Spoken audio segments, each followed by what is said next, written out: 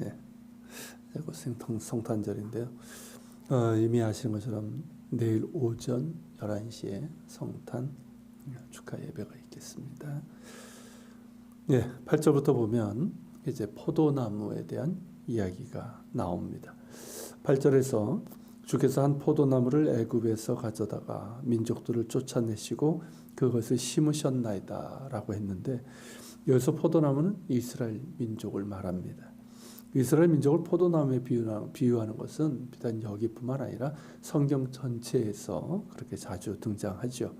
대표적인 것이 이제 구약에서는 이사야서 5장이고 신약에서는 요한복음 15장입니다.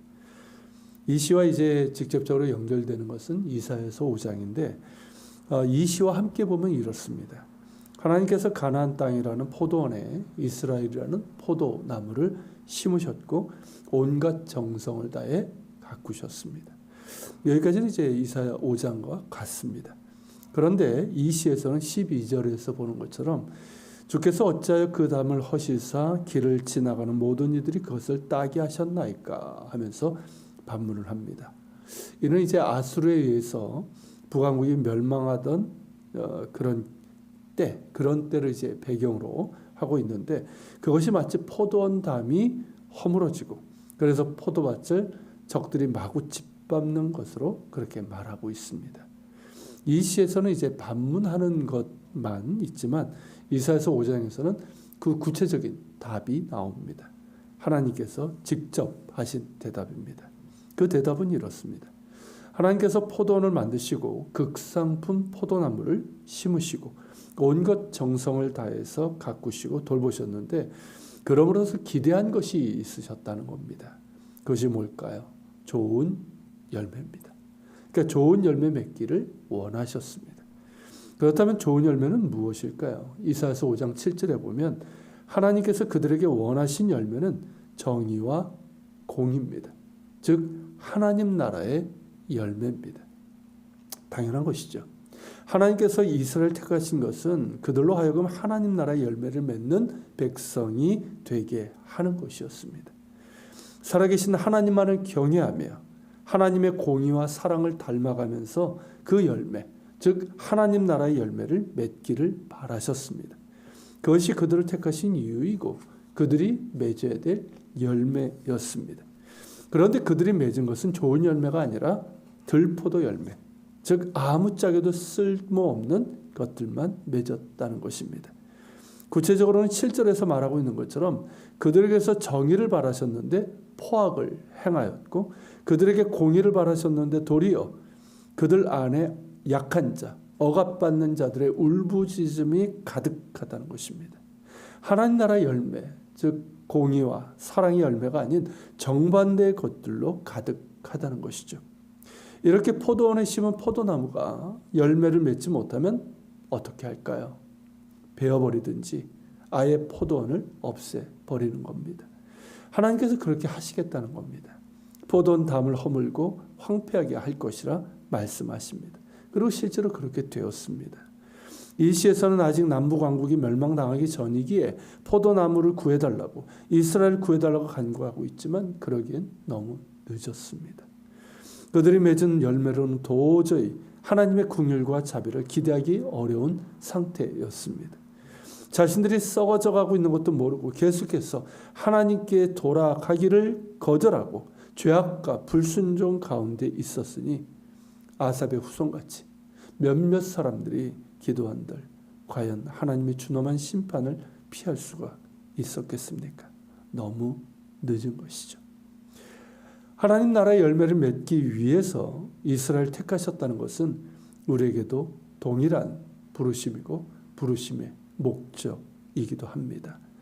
하나님께서 우리를 예수 그리스도 안에서 택하신 이유는 다른 데 있지 않습니다. 우리를 사랑하시는 그 이유이고 우리로 하나님 나라의 열매를 맺는 백성이 되게 하는 데 있습니다. 그런데 우리 역시 자꾸만 이스라엘 백성의 전철을 밟고 있는 것은 아닌가 싶을 때가 많습니다. 성경에 나오는 이스라엘 민족의 그 실패를 거울 삼아 바르게 가야 하는데 어찌된 까닭인지 그 망하는 길로 가는 것 같은 안타까움이 있습니다. 그렇다면 정말 방법이 없는 걸까요? 우리가 하나님의 바람대로 하나님 나라의 하나님 나라의 열매를 맺을 그런 가능성은 없는 걸까요? 감사하게도 예수님께서 그 가능성에 대해서 말씀해 주셨습니다.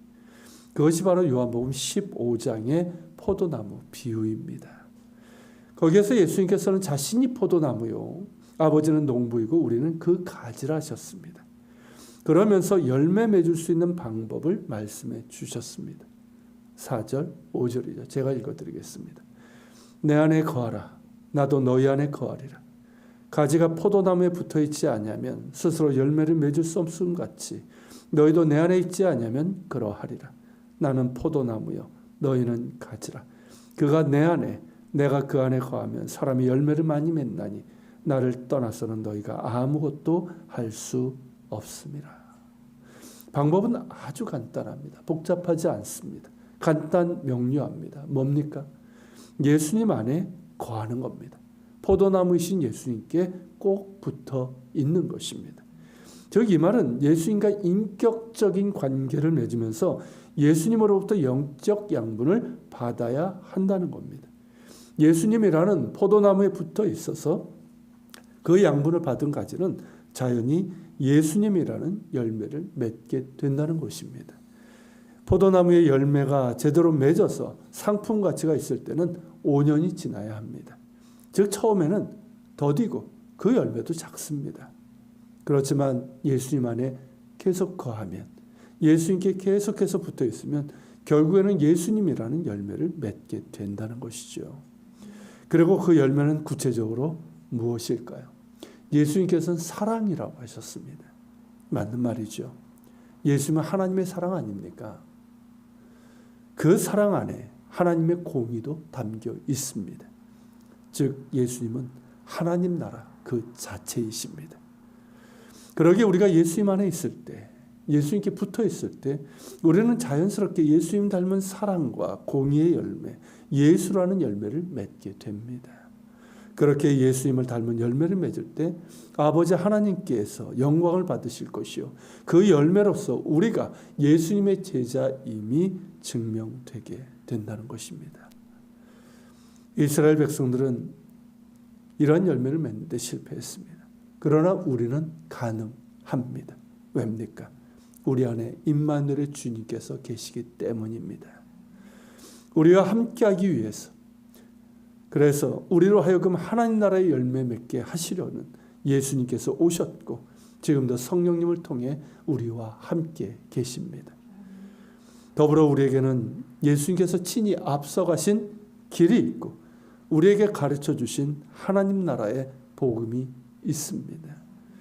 우리가 정말 예수님 안에 있기를 사모하고 예수님의 말씀을 마음에 두고 성령님의 도우심을 구하면서 예수 닮기를 원한다면 우리는 능히 예수라는 열매, 하나님 나라의 열매를 맺을 수 있습니다. 그 열매로 하나님께서 영광 받으시고 우리가 예수님의 제자라는 것이 증명하게 되는 것이죠. 우리 모두가 그런 사람들이 되기를 소망합니다. 이제 내일이 임마누엘의 예수님께서 이 땅에 오신 성탄절입니다. 우리와 함께 하시기 위해서 오신 예수님께 늘 그 안에 거하고 예수님과 동행하는 가운데 예수님 닮은 열매, 하나님 나라의 열매를 맺어가는 우리 모두가 되기를 다시 한번 소망하며 축원합니다. 같이 기도합시다. 하나님 나라의 열매를 맺게 하기 위해서 이스라엘을 택하셨지만 그들은 좋은 열매가 아니라 들포도나무 열매를 맺고 말았습니다. 그래서 하나님께서 친히 이 땅에 오셨고, 그래서 예수님께서 내가 포도나무니 너희는 다만 내게 붙어 있으라, 내 안에 있으라 말씀하셨습니다. 주님 말씀처럼 늘 주 안에 있게 하시고 주님과 동행하게 하시고 주님께 꼭 붙어 있어서 예수님 닮은 사랑과 공의의 열매, 하나님 나라의 열매를 맺게 하여 주시고, 그래서 하나님께 영광 돌리고 우리가 예수님의 제자, 예수님의 사랑이니 세상 가운데 드러날 수 있도록 인도하여 주시고, 그것이 우리가 세상 가운데 빛과 소금이 되는 우리의 정체성이고 우리의 삶인 줄 압니다. 그리 될 수 있도록 은혜 내려 주시옵소서. 예수님의 이름으로 기도합니다. 아멘. 계속해서 같이 기도하겠습니다.